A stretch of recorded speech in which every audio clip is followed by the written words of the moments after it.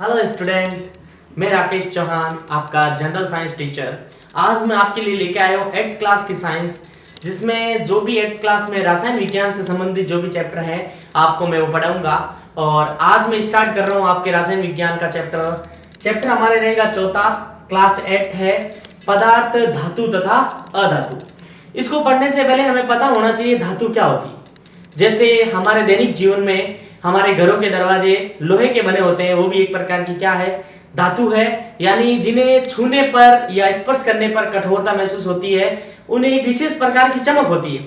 जैसे आपने सोनार की दुकान पे देखा होगा, सोना एक चमकीला होता है। वहां पे आपने चांदी भी देखी होगी, वो भी क्या होती है, चमकीली होती है। यानी अनेक वस्तुएं जिन्हें छूने पर कठोर होती है और उनमें एक ध्वनि उत्पन्न होती है। जैसे आपस में वो किसी वस्तु से टकराने पर उनमें क्या उत्पन्न होती है, ध्वनि, और इस गुण को कहते हैं ध्वनिक। और एक विशेष प्रकार की चमक पाई जाती है, इन्हें हम क्या कहते हैं, धातु कहते हैं। आओ हम कुछ उदाहरण के माध्यम से समझने की कोशिश कर रहे हैं कि धातुएं क्या होती हैं। मैं आपको 2-3 उदाहरण के माध्यम से समझाने की कोशिश कर रहा हूं। जैसे ये आपने नाम सुना होगा लोहा, तो रासायनिक विज्ञान में इसका प्रतीक होता है Fe। क्या होता है बच्चों, Fe।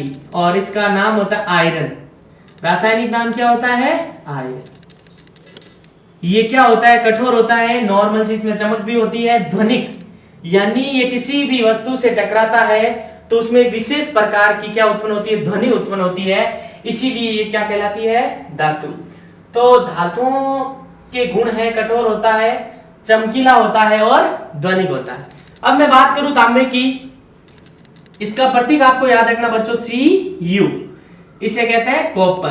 क्या कहते हैं, कॉपर। ये आप हमारे घरों में देखना, अपने घरों में जो तार होता है वायर का, उसमें क्या होता है, कॉपर होता है। ये भी क्या होता है, कठोर होता है, चमकीला होता है, और इसमें भी कौन सा गुण पाया जाता है, ध्वनिक गुण। इसीलिए ये भी क्या हो जाएगी, धातु। अब मैं बात करूं जस्ता की, इसका प्रतीक क्या होता है बच्चों, Zn। क्या होता है, Zn, जिसे हम क्या बोलते हैं, जिंक। क्या बोलते हैं, जिंक। ये भी क्या होता है, कठोर, चमकीला, और इसमें भी ध्वनिक। अगर ये किसी भी अन्य वस्तु से टकराएगा, अन्य धातु से टकराएगा, तो एक ध्वनि उत्पन्न होती है। इसीलिए ये भी क्या है, एक धातु। यानी हम कुछ उदाहरण के माध्यम से समझने की कोशिश कर रहे हैं कि कौन धातु है, कौन अधातु है। यानी एल्यूमिनियम, ये भी एक प्रकार की धातु है। इसका प्रतीक याद रखना आपको, Al। ये भी क्या होता है, कठोर, चमकीला, इसमें भी कौन सा गुण पाया जाता है, ध्वनिक। इसीलिए ये भी क्या हो जाएगा, धातु। अब मैं बात करूं सोने की, ये एक चमकीली धातु है और सबसे आघात वर्धनीय यही धातु होती है। आगे हम पढ़ेंगे धातुओं के गुण, जिसमें हम पढ़ेंगे आघात वर्धनीय। तो इसका प्रतीक आपको याद रखना, Au। ये भी क्या होता है, कठोर होता है। इसमें भी क्या पाई जाती है, चमक, और इसमें भी क्या गुण पाया जाता है, ध्वनिक गुण पाया जाता है। ये क्या हो जाएगी, धातु। यानी कुछ उदाहरण के माध्यम से हमने समझा है कि धातु कठोर होती है, उसमें एक चमक होती है। आप अपने दैनिक जीवन में भी देख सकते हैं। सल्फर, जिसका अन्य नाम आपको याद रखना है बच्चों, गंधक। क्या कहते हैं इसे, गंधक कहते हैं, गंधक। ये एक अधातु याद रखना। और मैं बात करूं ग्रेफाइट की, ये कार्बन का अप्रूफ है, ये भी क्या है, अधातु। तो इस प्रकार हमने कुछ उदाहरण के माध्यम से धातु क्या है। अब हम इनके गुण पढ़ेंगे, भौतिक गुण और रासायनिक गुण। तो मैं स्टार्ट करने जा रहा हूं भौतिक गुण। तो अब हम पढ़ेंगे धातुओं के भौतिक गुणधर्म। यानी धातु में एक तन्यता गुण पाया जाता है, आघात वर्धनीय गुण पाया जाता है, ध्वनिक गुण पाया जाता है। वो सभी गुणों को पढ़ेंगे। वो कौन से गुण है, भौतिक गुणधर्म। रासायनिक गुणधर्म आगे पढ़ेंगे, यानी किसके साथ धातु रिएक्शन करती है, यानी किसके साथ अभिक्रिया करती है, क्या होता है जब धातु को अगर वायु में खुला छोड़ दो आप, वो हम आगे पढ़ेंगे। तो धातुओं के भौतिक गुणधर्म में पहला गुणधर्म मैं आपको बताना जा रहा हूं कि आघात वर्धनीय। ध्यान देना इस पे, आघात यानी पीटना, किसी पर घात लगाना, जिसके कारण उसमें क्या हो जाए, वर्दी हो जाए। यानी किसी को, धातु को पीट कर हम उसमें क्या कर सकते हैं, वर्दी कर सकते हैं। इसी गुण को क्या कहते हैं, आघात वर्धनीय। आघात यानी पीट कर उसमें वर्दी करना। यानी धातुओं को पीट कर उसे पतले चादर में परिवर्तित किया जा सकता है। ये धातुओं का पहला भौतिक गुणधर्म है कि धातु को आप पीट कर, जैसे आपने देखा होगा लोहार के शॉप पे कि वो लोहे को गर्म करके पीट के एक पतली चादर बनाते हैं, ये तो आप दैनिक जीवन में देखते हो। तो वही एक प्रकार की लोहा क्या है, धातु। तो उसमें भी कौन सा गुण पाया जाता है बच्चों, आघात वर्धनीय। तो ये गुण पाया जाता है मुख्य रूप से सभी धातुओं में, लेकिन ज्यादातर सोना, फिर चांदी और कॉपर आदि, इन सभी में ये गुण पाया जाता है। तो आपको पहला गुण याद रखना है, बहुत ही इजी है बच्चों, कि धातु को पीट कर पतली चादर बना सकते हैं, वही गुण क्या कहलाता है, आघात वर्धनी। दूसरा गुण है तन्यता। तन्यता क्या होता है कि किसी भी धातु को आप खींच कर, ये मान लो ये कोई धातु है, आप इसको खींच कर एक पतला तार बना सकते हैं। यानी सोना, ये गुण सबसे ज्यादा सोने में पाया जाता है। यानी सोने को आप पतला खींच कर 1 मीटर से लगभग बहुत बना सकते हो पतला तार। जैसे तन्यता, धातुओं को खींचकर उसे तार में परिवर्तित किया जाता है। ये धातुओं का विशेष गुण है कि धातु को आप खींचकर तार में परिवर्तित कर सकते हो। तो इस गुण को क्या कहते हैं, तन्यता कहते हैं। इस गुण को क्या कहते हैं, तन्यता। और जैसे ये पाया जाता है सोना में भी होता है, चांदी भी होती है तन्य धातु। तो सबसे ज्यादा तन्यता होती है सोने में। मैं तीसरी बात करूं, ध्वनिकता। ध्वनिक, ध्वनिक यानी जब भी धातु किसी अन्य वस्तु से या किसी अन्य धातु से टकराएगी तो एक विशेष प्रकार की ध्वनि उत्पन्न होती है। धातुओं के इस गुण को ध्वनिक कहते हैं। क्या कहते हैं, ध्वनिक। इंग्लिश में सोनरस यानी ध्वनिक। यानी किसी कठोर वस्तु से टकराने पर धातुएं एक विशेष प्रकार की क्या उत्पन्न करती है बच्चों, एक विशेष प्रकार की ध्वनि उत्पन्न होती है। यह प्रयोग आप घर पे करके देख सकते हो। लोहे से लोहा टकराओ, यानी दरवाजा जब लोहे का हो तो आपस में टकराता है तो एक विशेष प्रकार की क्या उत्पन्न होती है, ध्वनि उत्पन्न होती है। उसे क्या कहते हैं, ध्वनिकता कहते हैं। मैं अगला गुण बताने जा रहा हूं। 3 गुण हमने पढ़ लिए है। पहला आपको याद रखना आघात वर्धनीय, तन्यता दूसरा, और तीसरा याद रखना आपको ध्वनिकता। अब मैं बात करूं चालकता। चौथा गुण हमारे है चालक, चालकता या चालन। क्या धातुएं विद्युत का चालन करती है, यानी धातुएं विद्युत तथा ऊष्मा की अच्छी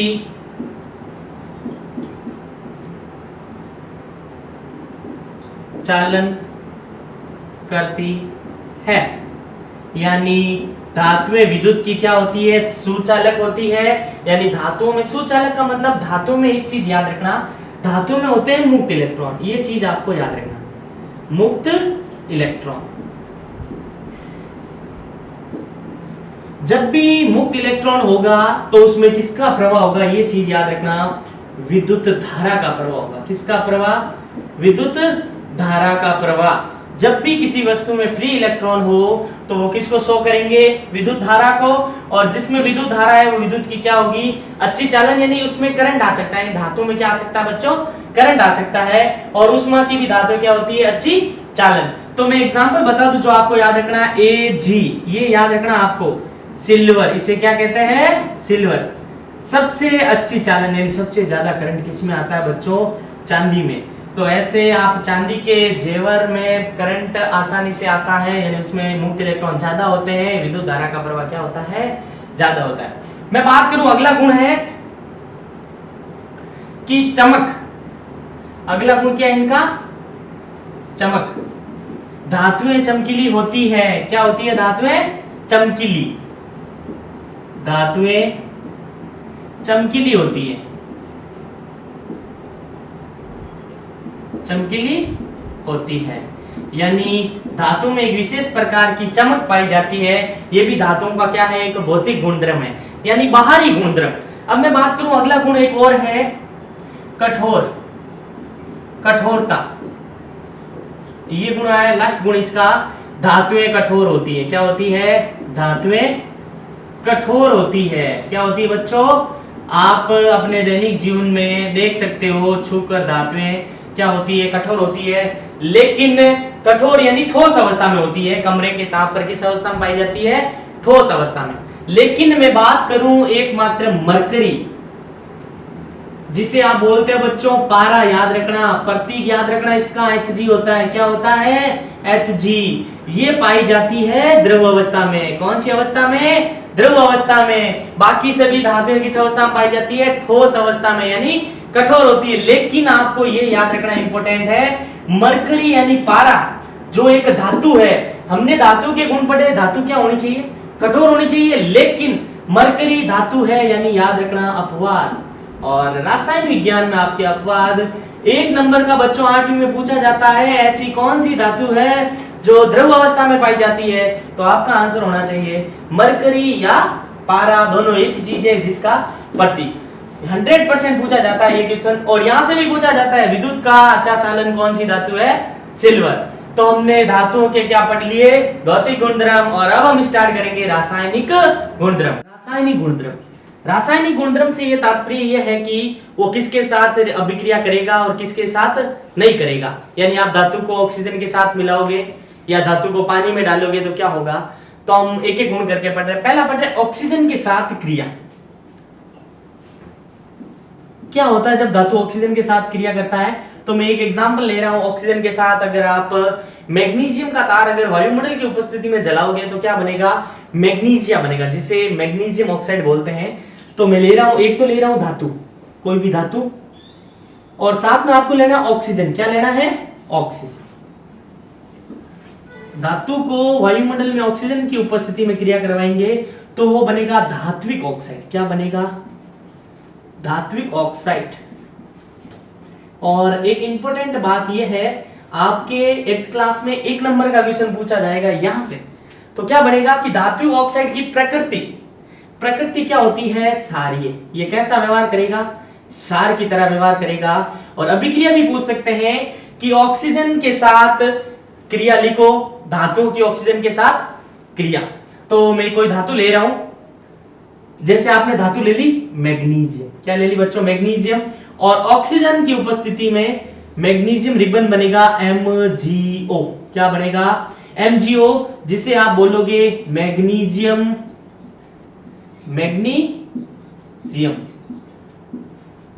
O मतलब ऑक्साइड। क्या हो जाएगा? Magnesium oxide. और इसे आप अन्य नाम बोल सकते हो मैग्नीजिया। अब बात करूं इसका कलर कैसा होता है, तो श्वेत होता है। क्या होता है? एकदम श्वेत कलर होता है। और यहां पे ये Mg क्या है? मैग्नीशियम एक धातु है, O ऑक्सीजन एक अधातु, यानी मैग्नीशियम ऑक्सीजन के साथ क्रिया। अगर आप इसको संतुलित करना चाहो तो ऑक्सीजन O2 के फॉर्म में होता है। यहां अगर मैं यहां 2 लगाऊं तो 2Mg और 2O है, तो यहां Mg कितने कम पड़े? 2, तो यहां कितने से गुणा कर दूं? 2 से। यानी इस अभिक्रिया की लैंग्वेज में लिख रहा हूं, जब धातु की ऑक्सीजन के साथ अभिक्रिया करवाई जाए तो क्या बनता है? धात्विक ऑक्साइड। और उसकी प्रकृति होती है क्षारीय।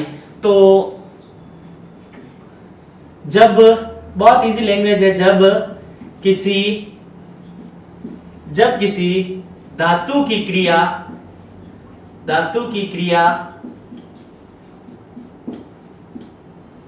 ऑक्सीजन के साथ, जब किसी धातु की क्रिया ऑक्सीजन के साथ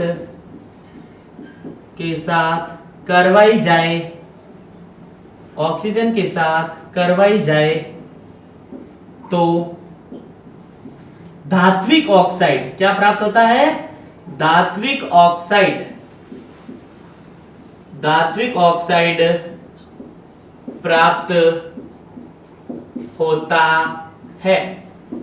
और उसकी प्रकृति क्या होती है बच्चों? क्षारीय होती है। अब मैं दूसरा उदाहरण ले रहा हूं अम्ल के साथ, यानी दूसरी रिएक्शन ले रहा हूं, रासायनिक गुणधर्म यानी अम्ल के साथ अभिक्रिया। क्या होता है जब धातु अम्ल के साथ अभिक्रिया करती है? तो एक मैं धातु ले रहा हूं, पहले थ्योरी बता रहा हूं आपको, धातु और साथ में क्या ले रहा हूं? अम्ल। तो यहां पे बनेगा बच्चों लवण, और आगे क्या बनेगा? अब एक एग्जांपल लेके देख लेते हैं हम। आपने एक जिंक धातु ली, क्या ली? जिंक धातु, और अम्ल लिया H2SO4। बच्चों इसे अम्लों का राजा कहते हैं, सल्फ्यूरिक अम्ल। तो यहां से ZnSO4 के पास चला जाएगा, यानी यहां पे हमेशा +2 होता है, याद रखना, और यहां -2। प्लस वाला किसके पास चला जाएगा? माइनस वाले के पास। तो यहां बन जाएगा ZnSO4 और साथ में कौन बाहर निकल जाएगी धातु जिंक धातु क्या हो जाएगी बाहर निकल जाएगी। सॉरी जिंक नहीं हाइड्रोजन, कौन सी गैस बाहर निकलेगी हाइड्रोजन गैस। तो यहां पे क्या लिख दूं हाइड्रोजन गैस, हाइड्रोजन गैस।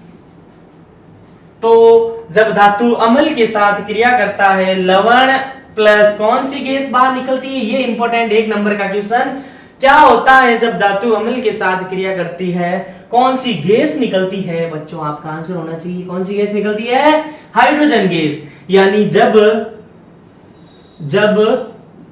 धातु अम्ल के साथ, जब धातु अम्ल के साथ क्रिया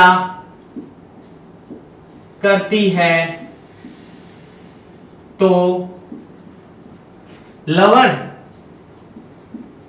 तथा जल का निर्माण, लवण तथा हाइड्रोजन गैस, लवण तथा हाइड्रोजन गैस का निर्माण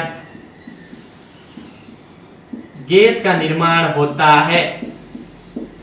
किसका निर्माण होता है गैस का निर्माण होता है। यानी तीसरा रासायनिक गुणधर्म पढ़ रहे हैं जल के साथ क्रिया। क्या धातु जल के साथ भी क्रिया करती है, तो एक बात चेक करते हैं कि धातु को जल में डालने पर क्या होता है। जैसे आप ये 11th क्लास में जाओगे तो प्रैक्टिकल करोगे तो सोडियम का टुकड़ा अगर आप जल में डालोगे तो एकदम आग पकड़ लेता है और पोटेशियम का टुकड़ा भी आग पकड़ लेता है। और एग्जाम में पूछा जाता है 8th क्लास में भी कि सोडियम को मिट्टी के तेल में क्यों रखा जाता है, तो आपका आंसर होना चाहिए वहां पर क्योंकि सोडियम को मिट्टी के तेल में रखा जाता है क्योंकि वायुमंडल में खुला छोड़ने पर नमी के साथ क्रिया करके क्या पकड़ लेता है आग पकड़ लेता है, इसीलिए कहां रखा जाता है मिट्टी के तेल यानी केरोसिन में रखा जाता है। अब मैं बात करूं जल के साथ क्रिया, तो किसकी क्रिया करवानी हम पढ़ रहे हैं धातु। क्या पढ़ रहे हैं बच्चों धातु की क्रिया करवानी किसके साथ जल के साथ। तो कोई भी मैं एक धातु ले रहा हूं, धातु हम ले रहे हैं सोडियम, कौन सी धातु ले रहे हैं सोडियम, और किसके साथ अभिक्रिया करवा रहे हैं जल के साथ। यानी सोडियम के टुकड़े को जल में डालोगे तो आग पकड़ लेता है। अभी हम क्रिया द्वारा सिद्ध करेंगे कैसे आग पकड़ लेता है, ये एक प्रैक्टिकल के तौर पे। यहां मैं अगर इसको 2 से गुणा करूं और यहां भी कितने से गुणा करूं 2 से गुणा, तो यहां प्राप्त होगा NaOH और यहां कितने से 2 से, यानी यहां सोडियम के परमाणु 2 हैं, यहां भी सोडियम के परमाणु कितने हैं 2 और ऑक्सीजन के 2 और हाइड्रोजन के 2, ऑक्सीजन के 2 और हाइड्रोजन की यहां 4 है तो 2 क्या हाइड्रोजन गैस, कौन सी गैस बाहर निकल जाएगी हाइड्रोजन गैस बाहर निकल जाएगी। यानी यहां पे प्राप्त होगा लवण, क्या प्राप्त होगा लवण और साथ में कौन सी गैस बाहर निकलेगी हाइड्रोजन गैस, कौन सी गैस हाइड्रोजन गैस। अब मैं बात कर रहा हूं कि धातु यानी सोडियम को जल में डाला जाता है तो आग पकड़ लेता है, तो यहां से ये सिद्ध हो गया। इसका अन्य नाम है दाहक सोडा, क्या है दाहक सोडा, कौन सा सोडा दाहक सोडा, ये सबसे प्रबल सार है और अन्य नाम इसका क्या प्रबल सार, क्या है प्रबल सार। और इसका रासायनिक नाम है सोडियम हाइड्रोक्साइड, क्या बच्चों सोडियम हाइड्रोक्साइड, सोडियम हाइड्रोक्साइड। दाहक सोडा या इसे कहते हैं चमड़ी जला देने वाला सोडा।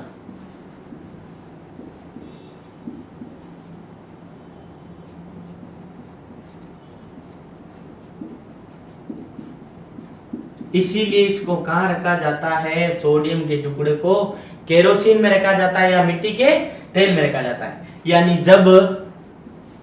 जब धातु जल के साथ क्रिया करता है तो प्रबल सार, ये आंसर होना चाहिए प्रबल सार तथा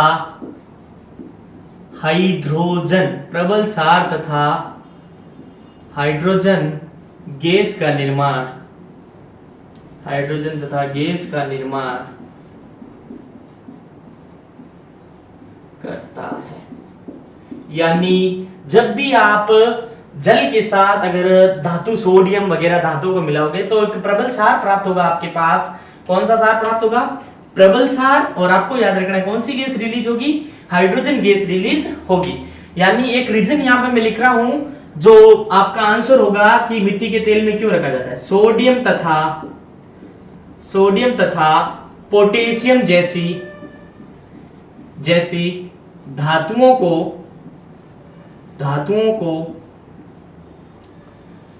को मिट्टी के तेल, ये आपके बोर्ड एग्जाम में भी पूछ सकता है, 8th क्लास में 100% पूछा जाता है। सोडियम तथा पोटेशियम जैसी धातुओं को मिट्टी के तेल में क्यों रखा जाता है? सोडियम तथा पोटेशियम जैसी धातुओं को मिट्टी के तेल, और वहां पे ये भी पूछा जा सकता है केरोसिन। क्या पूछ लेगा? केरोसिन में रखा जाता है क्योंकि अधिक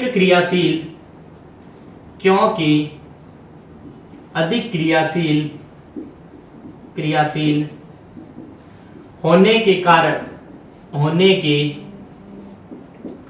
कारण वायु में नमी में